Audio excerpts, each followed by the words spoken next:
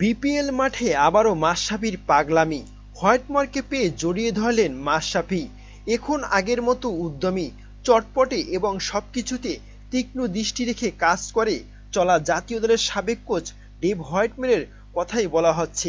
BPL Fortune বরিশালের mentor Dave বাংলাদেশে পা রেখেই স্মৃতিকাতর। পুনরুদ্ধারের খোঁজ করেছিলেন গত পরশু থেকে। গতকাল কয়েকজনের দেখা পেয়ে বেশ আবেগী হলেন, যেন বহু বছর পর স্বজনদের কাছে মনের আগল খুলে কথা বলতে পারছেন। বিস্তৃত থাকছে প্রতিবেদনে। আজ মিরপুর একাডেমি মাঠে সাবেক কোচের সঙ্গে দেখা হয়ে গেল মাশরাফির। দেখি বুকে জড়িয়ে নিলেন বাংলাদেশের সাবেক অধিনায়ক মাশরাফি বিন মর্তুজা। এরপর কিছুক্ষণ আড্ডা চালিয়ে গেলেন দুজন।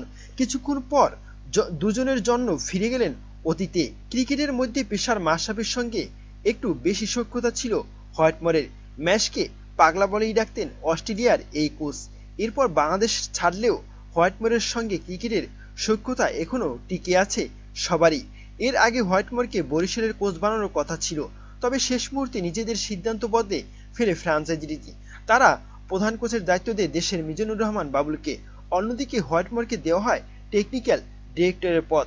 প্রিয় দর্শক, হোয়াইটমোর অনেক দিন আগেই চলে গেছে বাংলাদেশ ছেড়ে, কিন্তু বাংলাদেশের মানুষের এত স্বজনপ্রীতি এবং এত ভালোবাসা পেয়ে তিনি আসলেই অনেকটা মুগ্ধ।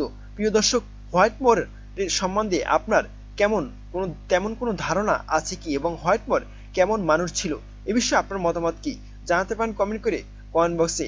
এবং হোয়াইটমোর যদি আবারও বাংলাদেশের কোচ হয়ে আসতো এবং বাংলাদেশকে পরিচালনা করতো জাতীয় দলকে, তাহলে কেমন লাগতো। এই হোয়াইটমোরের কারণেই কিন্তু একবার বাংলাদেশ বিশ্বকাপে সুপার 8-এ খেলেছিল।